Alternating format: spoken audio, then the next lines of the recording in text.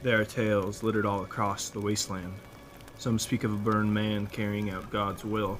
Some caravans mention an island covered in an irradiated fog, and others speak of a place in the mountains of the capital wasteland that is covered in beautiful green plants. Are these just radiation-poisoned brains conjuring up these myths? Or is there some truth to them? Only you can decide, as we step into the haze of Wastelord's legends.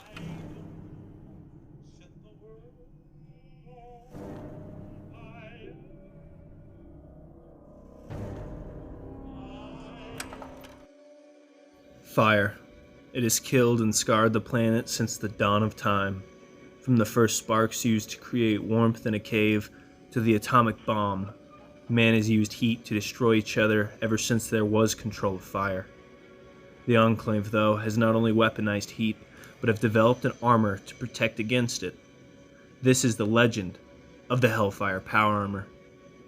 While the Enclave developed and produced prototypes just after the Great War at the White Springs Bunker in Appalachia, it wasn't until 2277 that the Hellfire project was completed at Adams Air Force Base. While the Hellfire armor is arguably the best power armor for overall defense, it was not enough to help the Enclave win a losing war in the capital wasteland. While being far superior to all other Enclave power armor models before it, its only weakness was how hard it was to produce due to materials and the armor's superior design. It was because of this reason it was primarily used in special forces groups inside the Enclave. The armor itself is incredibly powerful and even rivals the capabilities of the mythical T-51. The armor is not as comfortable as the other sets of power armor, but it is very agile in comparison, because of the armor's power supply being directly connected into its servo motors using multiple power cables that can be found on the exterior of the armor. The armor's bulkiness is very apparent, especially when looking at the helmet. Despite what it might seem, this armor is in fact lighter, more powerful, and more agile to all other Enclave models of power armor before it. The armor is much like all other power armors. It is based on an impressive hydraulic frame, has air conditioning, headlights, an air filter, gyro stabilizer, and provides radiation protection. While I have gone over most of its features, I have saved its most important and unique ability for last, its fire resistance.